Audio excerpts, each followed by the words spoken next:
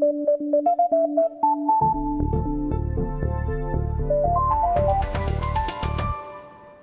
going in depth on the Facebook IPO. I'm Louise Story, reporting for Business Day Live. We'll be hearing from a finance professor, a popular blogger, and the founder of LinkedIn later in the program. And Times columnist Jim Stewart is here. He'll offer his views on the hype surrounding Facebook. But first, we're joined by David Kirkpatrick. He's the author of The Facebook Effect, the inside story of the company that is connecting the world. Hi, David. Hi, Louise. Thanks for having me. Thanks for coming on. So the stock's going to start trading today on the NASDAQ at 11 a.m. Your book came out a couple years ago. What has happened in the last 2 years that has driven the value of this company so high? Well, I think the single biggest thing sort of at the macro level is Facebook has sort of driven into the center of the cultural conversation and literally of the culture, and not only in the United States. It's probably the most impactful modern technology, and it's, even if you don't accept that, it is the technology that more people feel more passionate about than anything except maybe their cell phones. So I think that gives its IPO like resonance beyond almost anything we've ever seen. No, that makes sense, because you've got all these people, they have a Facebook page, they feel connected to the company. So this IPO is going to create enormous wealth for some of the early investors and founders. Mark Zuckerberg, the CEO, what's he like? How do you think he's going to spend his, $19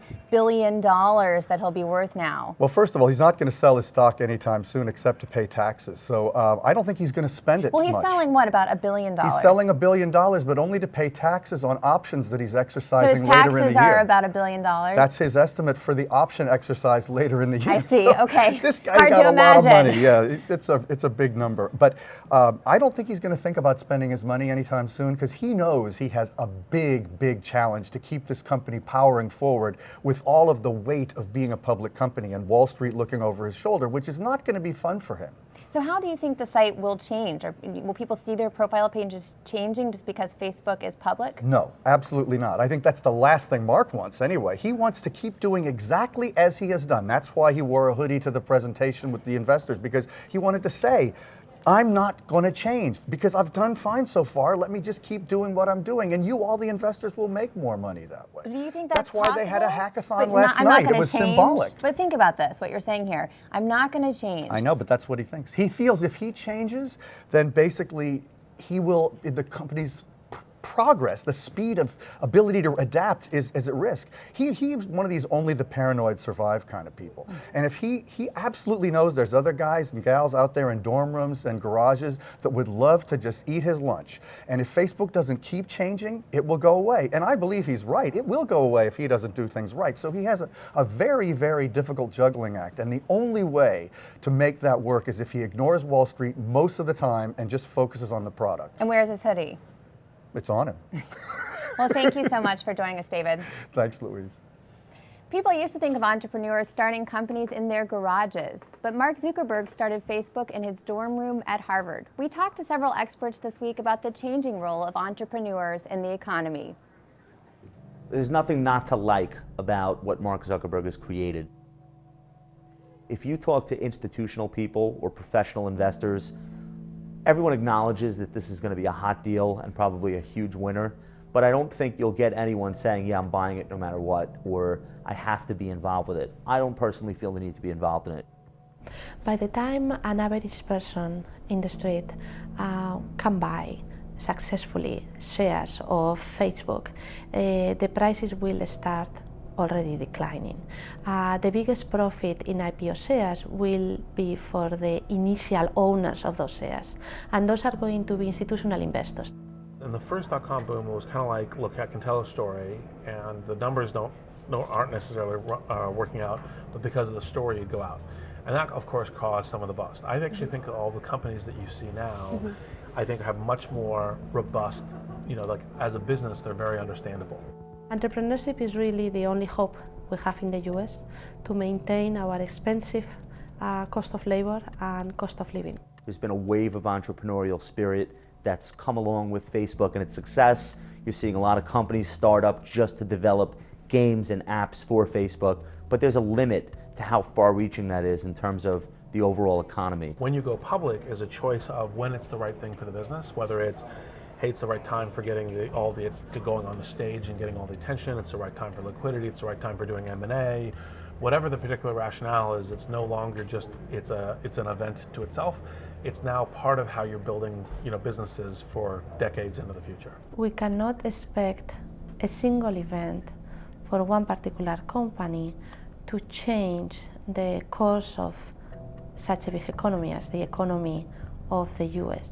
To look at this like it's a transformative thing, like it's Bethlehem Steel or Ford Motor, is the wrong way to look at it. In fact, most tech firms, Apple included, are offshoring as much of the labor and the talent they possibly can, and really the name of the game is to have a low head count of US workers, not hire a lot of US workers. So when Facebook raises all these billions, what are they going to do with it?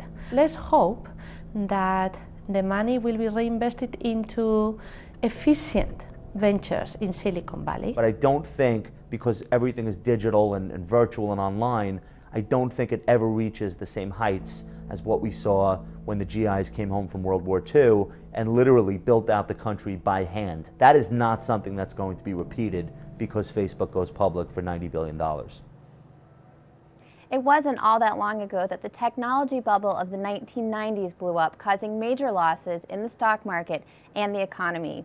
Even as Facebook goes public today, some are wondering just how long all this hype can last. We're joined now by Times columnist Jim Stewart, who has watched the stock market carefully for decades. Hi, Jim. Hi, Louise. Good to be with you. This price, $38 a share, it's already pretty high. Do you think the value is priced in? Well, it has. I'd say this stock right now has three big strikes against it. First of all, it is a very high price. They raised the price, right? Because they might have gone public at 24 and they're up to 38. Right, and it's trading at roughly over 100 times earnings, which isn't unheard of, but that's very high when the market average is 14 times earnings. Okay, so that's number one. Number two, this company is not a secret. I mean, everybody knows about it, and I mean everybody. And when you look at the stocks that have done tremendously well, they tend to be stocks that were completely under the radar. Like there was a 10-year period where the best performing stock was Hanson Natural, which was a tiny fruit juice stand in Southern California that introduced the Monster energy drink and now is called Monster. Right. And it went up like 15,000%. But no one knew about it. Nobody knew about it. This reminds me a little bit of GM, where everybody knew about it. It got a good sales pitch. The stock has basically gone down ever since. That's number two. And then number three, the fundamentals are troubling. A lot of insiders are selling. They raised their allocations to sell. That's never a good sign. General Motors said that they're canceling their advertising because they don't find it effective. And then revenue in the most recent period came in lower than expected. So let's focus on this advertising piece, because of course Facebook's business model is just like a lot of media companies. They have free content online, their website.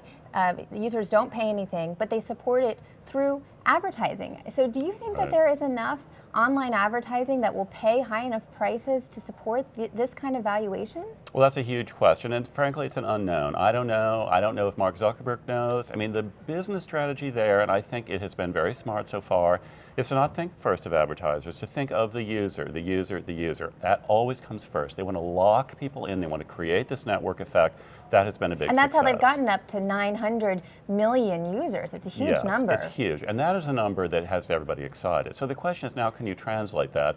And I think, we don't know. We just don't know. And by the way, that's maybe a reason to buy the stock. I mean, whenever you have high uncertainty, which you do have in most IPOs, and you certainly have here, you have high risk, but you have the potential for high reward. If you look at the dispersion of results for IPOs, where there's always a lot of uncertainty, you don't see the typical bell curve with most in the middle. You find a few complete home runs and then a lot of flops. So the possibility is that this will be home run. They can translate it. And the unknown could be, can you make 900 million users lucrative through advertising? Right, and I think so far what advertisers are finding is that the Facebook user experience does not lend itself very well to typical display or search advertising, which is where Google has People done aren't so well. on Facebook and then running off and buying things. They're staying there. Now let me ask you, there have been a number of tech IPOs. We had Yelp recently and LinkedIn. Now we have Facebook. There are a lot more tech companies raising monies. Do you worry about, in the economy, so much money flooding into this space? I mean, it almost feels a little bit like the finance sector between 2003 and 2007. Or do we have kind of an economic skew going on? Well, I've been monitoring the question of whether this is all a bubble ever since the LinkedIn deal. And I looked at sort of the three main qualities of a bubble and found that there were two, but not the third. It isn't quite what I would call bubble territory yet. We'll really know we're there when we don't see the Facebook valuations at 100 times earnings, but we see people going public without any earnings at all. But that is the bubble terrain we were in and before the tech bubble collapsed. So I don't think we're quite in bubble territory. We're certainly in euphoric territory. On the other hand, you can also step back and say, this is a very healthy sign. I mean, investors are still, they're not risk averse, they're willing to take chances, they're pumping money into promising new technologies, some of which will probably be a big hit. And let's look at this. The United States has now spawned, I mean, how many new billion-dollar companies, like in the last few years alone? A lot, even coming out of this recession. And when the politicians are all talking about, well, why don't we get more job creation? Why don't we get more growth and stuff? Well, there's Exhibit A. There's a lot of it going on, and I think that really is that a certain amount of risk appetite is really very healthy. But I've got to ask you, within tech, there seems to be sort of a divide. You probably heard this week, Hewlett-Packard is laying a bunch of people off. Yahoo is, of course, struggling. It seems almost like there's the old tech versus this new tech of companies like Facebook. I mean, what are we seeing within this sector? Absolutely. Nobody's interested in old tech anymore. That is yesterday's story. And, of course, the truism is that today's new tech is going to be tomorrow's old tech, or at least some of it is going to be. And I think another slightly worrisome thing is that many of the people piling into these tech companies don't really understand what they're doing. There's a darling in the stock market called Salesforce.com, and it has over 100 PE. And the average person I run into, nobody really knows what they do, but it sounds good, cloud computing. What is that? They're not really sure. So they invest. So, people like Warren Buffett have always said, look, I'm not going to invest in something I don't understand. You have a lot of people right now investing in things they don't understand, and that always does carry the potential. They're really investing on faith, they're investing on euphoria, they're investing on hopes, and that is not always the soundest investment strategy. Definitely something to be careful about. Well, thanks so much for joining us, Jim. That's all for today. Please stay with us online at nytimes.com for our continuing coverage, and join us again at 4 p.m. when we will air a special segment about Facebook's first day on the stock market. We'll have Andrew Ross Sorkin, Sam Grobart, and a few special guests from San Francisco. I'm Louise Story, reporting for Business Day Live. Thanks for watching.